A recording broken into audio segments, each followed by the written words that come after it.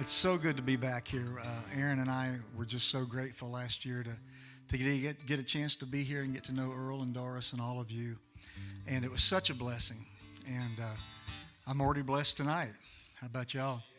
It's going to be an incredible weekend. Danny Jones, I don't know if you're still here, but I wish more preachers would talk about Klaus Schwab. A lot of them don't even know who he is, much less talk about it and try to teach about what in the world is going on. And I just appreciate you so much. Thank you.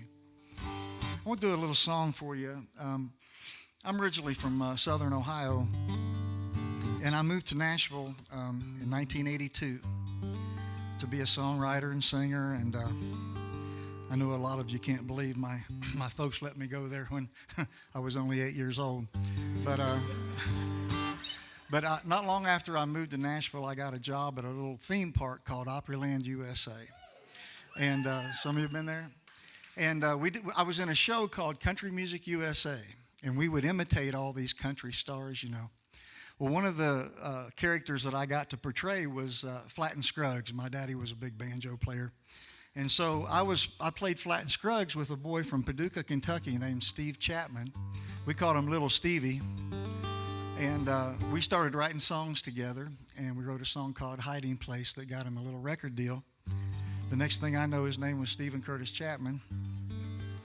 And this was a song that we wrote early in his career that's been recorded, my most recorded song I've ever written.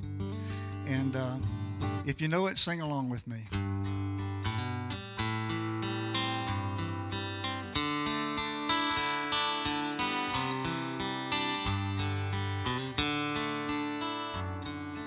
I can do all things through Christ who gives me strength. But sometimes I wonder what he can do through me. No great success to show. There's no glory on my own. Yet in my weakness he is there to let me know. His strength is perfect when our strength is gone. He'll carry us when we can't carry on. Raised in his power, the weak become strong. His strength is perfect. His strength is perfect.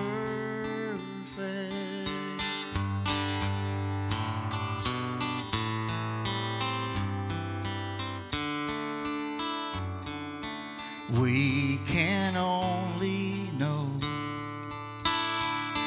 the power that he holds when we truly see how deep our weakness goes. His strength in us begins where ours comes to an end. Oh, he hears our humble cry and proves again.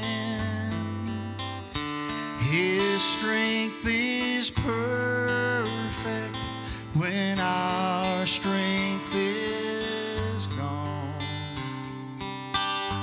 He'll carry us when we can't carry on. Raised in his power, the weak become strong. His strength is perfect. His strength is perfect.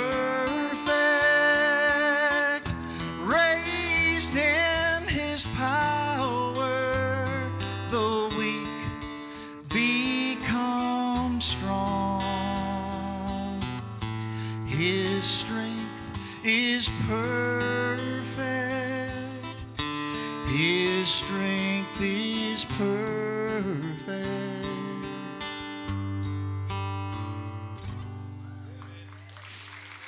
Thank you. Thank you. Thank you so much. When we wrote that song, songs are funny things. You write them the best you can that day, and you feel something. You want to. That's the whole purpose of writing a song, is trying to make somebody feel something, some kind of emotion or feeling. But I will be honest with you, when we wrote it, we had no idea what that song would do. We just thought, well, that's a pretty good song, But God's blessed us a lot with that. I'm going to do a song for you that I actually did this last year. How many of you have children? All y'all parents? How many of you have girls? That's why I've got all this gray hair, you see. I have 3 girls and a boy. The baby's a boy. Kind of wish he'd been born first. But anyway, that's not how it worked. We had 3 girls, and then he came along. But unlike the 2 oldest girls, anytime a toy would break at the house, the 2 oldest girls would come crying to Daddy, "Daddy, my toy broke. I need a new one. You need to go buy me something." Maggie Kate, my little baby girl, never, ever asked for anything when a toy broke. She would literally come to me and she'd say, "Daddy, can you fix this?" And so we were writing this song, and this is another song that, we wrote it really kind of as a country song. It ended up being one of the biggest gospel songs I'd ever written.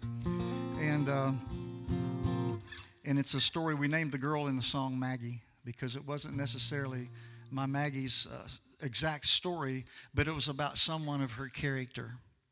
She was one of those kids in high school that, when everybody would fight, she would be like, "Come on now, let's all get along. Let's forgive each other and be good to each other." So that's where some people call this the Maggie song. Some people call it the Raggedy Ann song.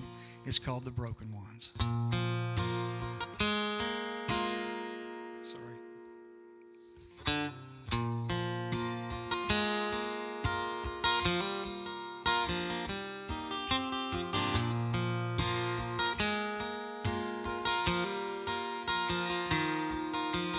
Maggie came home one day with a raggedy Ann. Said, "Mama, looky here what I found in the neighbor's garbage can." It had a missing left arm and a right button eye hanging by a thread. She carried it gently up to her room and laid it on her bed. With her other dolls, she loves the broken ones, the ones that need a little patching up. She looks for diamonds in the rough and makes them shine like new. It really doesn't take that much, a willing heart and a tender touch. If everybody loved like she does, there'd be a lot less broken ones.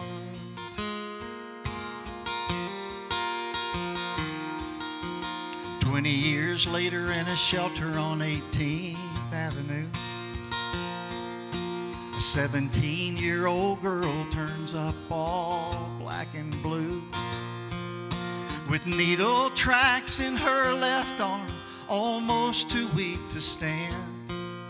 She says, "I'm lost and I need help," as Maggie takes her hand and says, "Come on in." She loves the broken ones, the ones that need a little patching up.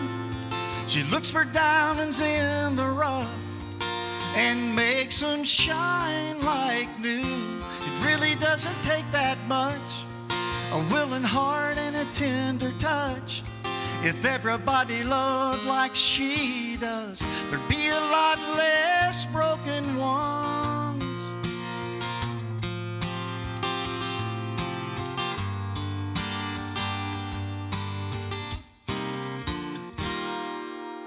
If you call her an angel, she'll be quick to say to you, she's just doing what the one who died for her would do. Love the broken ones, the ones that need a little patching up. Look for diamonds in the rough and make them shine like new. It really doesn't take that much, a willing heart and a tender touch. If everybody loved like he does, there'd be a lot less broken ones. If everybody loved like she does, there'd be a lot less broken ones.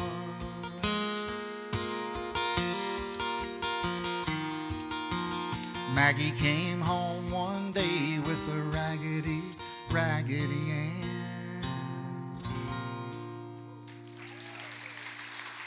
Thank you. Thank you so much. Well, I'm going to do one more song here for you. This song reminds me a lot of all of you. And when I left here last year, I left so filled and so blessed. And, you know, we never know who's watching us. We never know who's listening to us.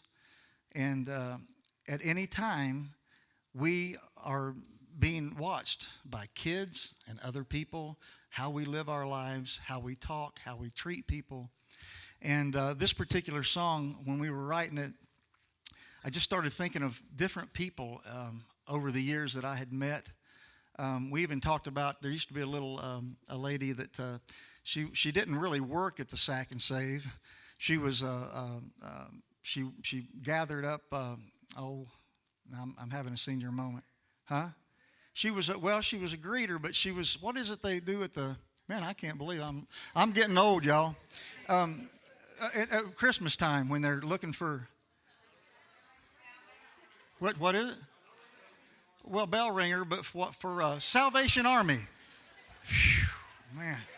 Whew, I did get there. Salvation Army. Anyway, this lady, she was a sweetheart. She had a tambourine, and we'd all put money in it, you know, and she would say, God bless you to everybody. And I was writing with a buddy of mine, and I said, we're going to have to put that, because see, we all went to the same Kroger. I said, we're going to put that lady in here somewhere. But anyway, this is something I want to leave you with for my little portion of this. And again, I'm just so grateful to be here and excited about what God's got in store for us the next couple of days. This is one that Karen Peck in New River, if there's any Southern Gospel fans out there, recorded a few years ago. And she did a wonderful job, and I'm always grateful to her for this too. But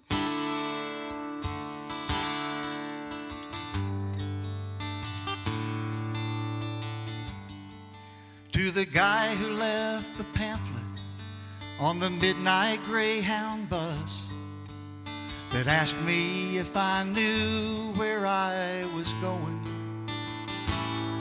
and to the late night TV preacher when I couldn't sleep a wink, reminding me there's peace for those that know him, and to the kid who wore the t-shirt that said Elvis is cool, but Jesus is the one and only King. I want to thank you for the witness you have been. I want to thank you for reminding me of him, and for the way you're unashamed to show your faith in a world that needs his mercy and his grace. I want to thank you.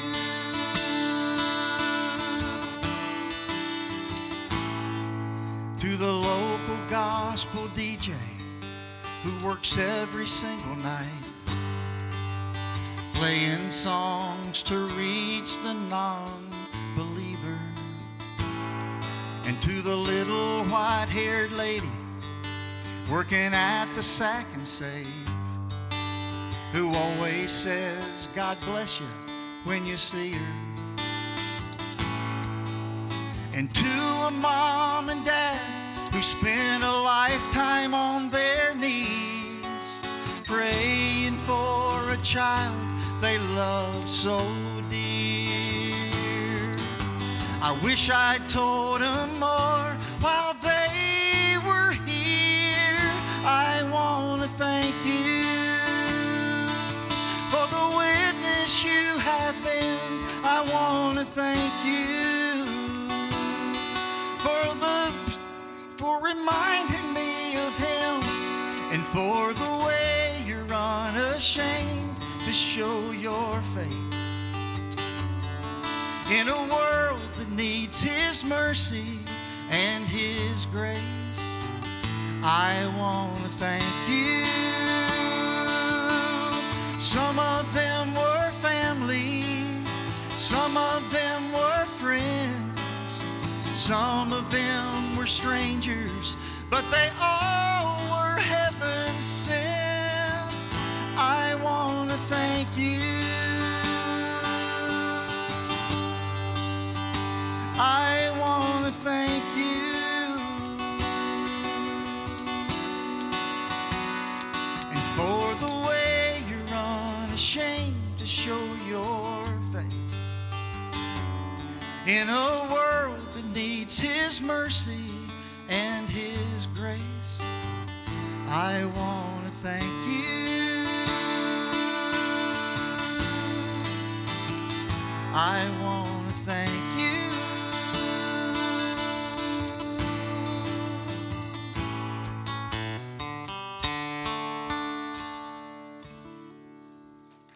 Thank y'all. God bless you.